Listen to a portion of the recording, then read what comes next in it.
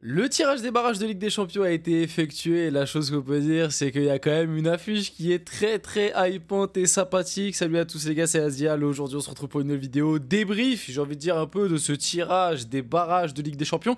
Un peu déçu d'un truc, c'est que moi les gars, je vais pas vous mentir avant qu'on démarre la vidéo, déjà j'espère que vous allez tous très bien quand même, hein. Moi personnellement ça va, voilà, de bon matin, on s'est posé devant le tirage, bon comme d'habitude on connaît, on s'est dit ah peut-être que vas-y tirage à midi, peut-être qu'ils vont démarrer à midi, non on connaît comme d'habitude, ça démarre à midi et demi, ça nous envoie des highlights des années 70, ça nous a montré la carrière de Thiago Alcantara. Cependant, faut pas oublier, c'était un sacré joueur. Mais on va revenir sur le tirage, c'est quand même le plus intéressant. Un peu déçu d'un truc, oui. Ce que je disais, c'est que moi je pensais qu'en même temps ils allaient faire le tirage directement des huitièmes, c'est-à-dire en gros quitte à les jouer en huitièmes, parce qu'on le verra juste après, on a aussi bien évidemment le graphique de la phase un peu finale complète et on le voit, on n'a toujours pas le tirage des huitièmes, savoir au moins de quel côté allaient être les clubs en huitièmes. Enfin bref, je suis un peu déçu par rapport à ça. On va se concentrer sur les tirages de ce barrage dans cette vidéo bien évidemment, avec quand même, bon... À part si vous êtes supporter des clubs en question, il y a surtout, je pense, une affiche qui est hypante bien plus que les autres. Parce qu'en réalité, bon, on a esquivé des trucs sympas. Hein, parce qu'on aurait pu avoir un Juve Milan, on aurait pu du coup avoir un PSG Monaco qui aurait été quand même un peu plus hypant. Et du coup, le Real City, voilà, le Real City qui va être l'affiche que tout le monde va suivre. On va avoir du drama dès les barrages, les gars. Il y a un club entre le Real et City qui va sortir dès les barrages de cette Ligue des Champions. C'est quand même important de le rappeler que le Real est le gagnant en titre de la LDC et que City est le gagnant précédent. Et d'ailleurs, je crois que j'ai vu une stat passer, c'est que le Real et City, là, sur les 4 dernières éditions de la Ligue des Champions, ils se sont affrontés 4 fois. Ah, c'est devenu la nouvelle affiche de cette Ligue des Champions. Donc, avant qu'on parle de tout ça, n'hésitez pas à liker, commenter, partager, vous abonner. Hein, ça fait toujours plaisir. C'est ça qui aide pour le développement de la chaîne. Comme d'habitude, je remercie bien évidemment tous ceux qui le font. Vous êtes les boss. Et nous, du coup, on va pouvoir discuter un petit peu de tout ça. On va garder Real City pour la fin, même si, bon, les autres affiches, je vais pas vous mentir, elles sont pas hyper... bon, je suis pas emballé par les autres affiches, hein, ces autres barrages, à part le PSG, parce que bon...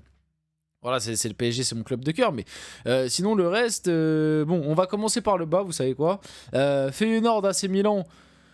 Bon, le Feyenoord, de ce que j'ai vu, ça a fait une petite remontada contre City. Après, dernière journée, ça en a pris 6 par Lille. Donc, je sais pas trop comment juger cette équipe face à un AC Milan qui est un petit peu malade, voire même, on peut le dire, un peu catastrophique cette année. Honnêtement, j'ai même pas de prono à donner sur ce match. Hein. Bien évidemment, par rapport au standing, je vois le Milan passer. Mais comme le Milan, c'est très compliqué cette année, bon...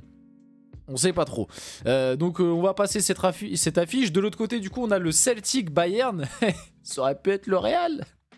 Ça aurait pu être le Real, mais ce n'est pas le Real. Celtic Bayern, bon, je pense que le Bayern va les exploser. Encore que peut-être qu'à Celtic, parce que je crois que le Celtic font pas une campagne de LDC si dégueu que ça. Donc peut-être que à Celtic Park, ce sera un peu disputé, mais je pense que, tu vois, ça, le Celtic Bayern, c'est typiquement le match de Ligue des Champions où quand ça va être à l'Allianz Arena, le Bayern va en coller 5 ou 6 et ça va se terminer en 5 ou 6-1. On connaît tous ce match. Le Bayern, ils ont tous, chaque année, le Bayern, ils ont un match de Ligue des Champions où ils jouent une équipe un peu moins, tu vois, un peu plus faible et ils leur en collent 5 ou 6 tous les ans. Il y a ce style de match là, donc ce sera peut-être celui-là.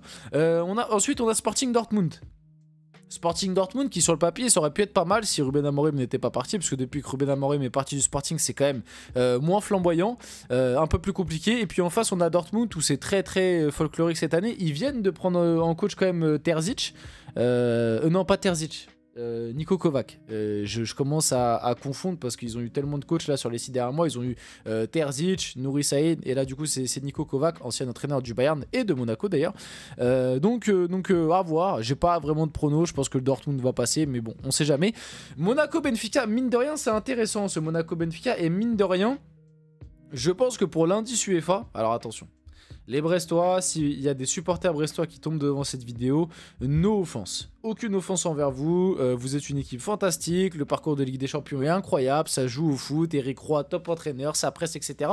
Mais je pense que Monaco a plus de chances de passer face à Benfica que Brest. ça veut pas dire que Brest n'avait pas de chance de passer. Brest aurait pu passer face à Benfica, mais je pense que Monaco a plus, même si Monaco c'est un peu en difficulté en ce moment, je pense que Monaco a plus de chances de passer face à Benfica. Surtout que les deux se sont affrontés lors de la phase de Ligue.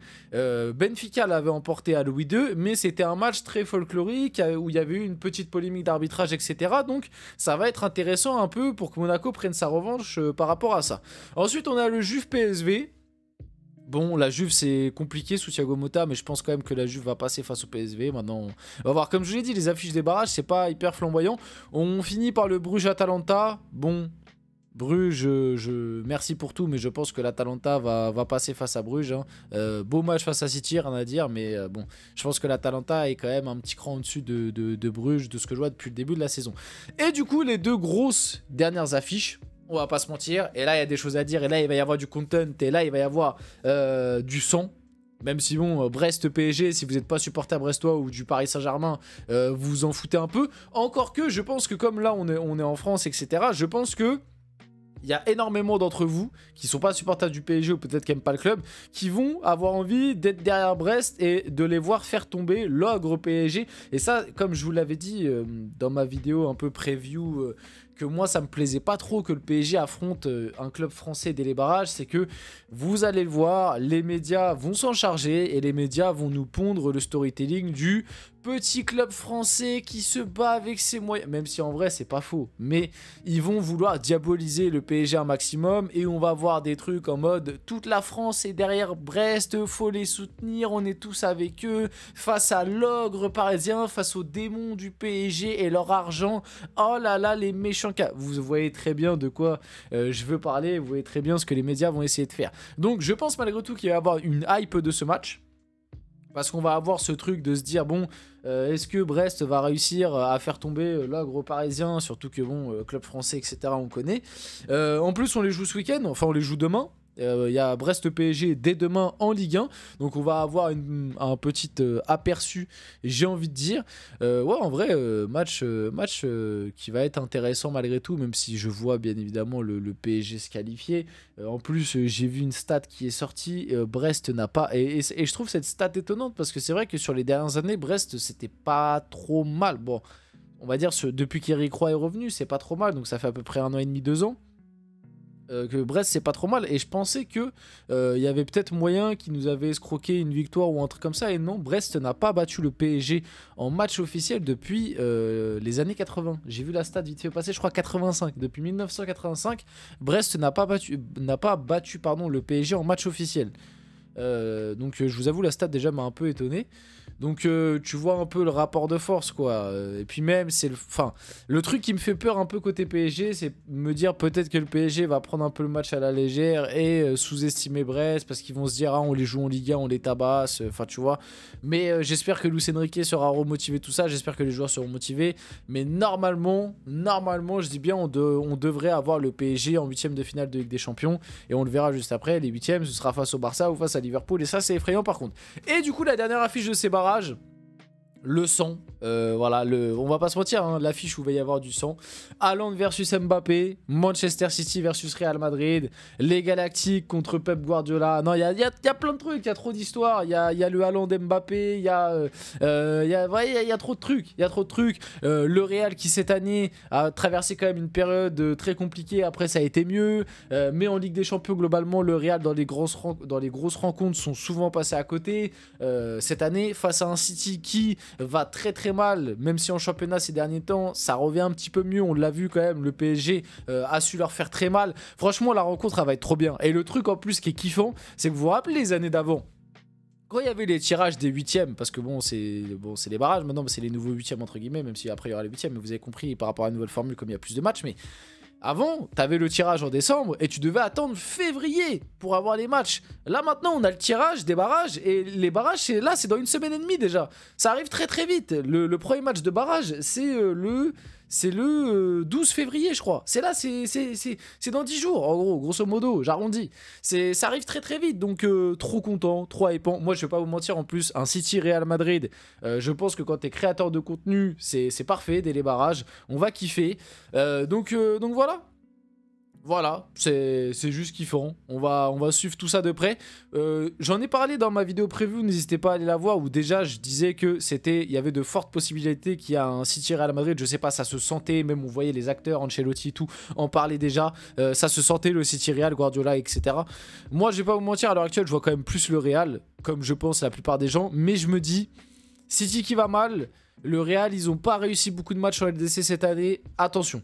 Attention à la surprise, et si jamais le Real sort dès les barrages, même si pour le moment je le vois pas, mais si le Real sort dès les barrages, ce sera franchement ce sera la série Netflix en direct. Et du coup je vous réaffiche le tableau des phases finales. Avec maintenant on a désormais l'indication de quel côté les clubs sont quand même. Donc le PSG, on est du côté de City, du Real, de la Juve, et du coup de l'autre côté il y a Monaco, etc. Donc si jamais par exemple le Real passe et le PSG passe, on pourrait avoir un Real PSG par exemple en demi-finale. Donc il n'y aura pas de Real PSG en finale par exemple. On finit la vidéo là-dessus, j'espère que cette vidéo vous a plu, si c'est le cas n'hésitez pas à liker, commenter, partager, vous abonner les gars, c'était Azial, on se retrouve très rapidement pour une prochaine vidéo.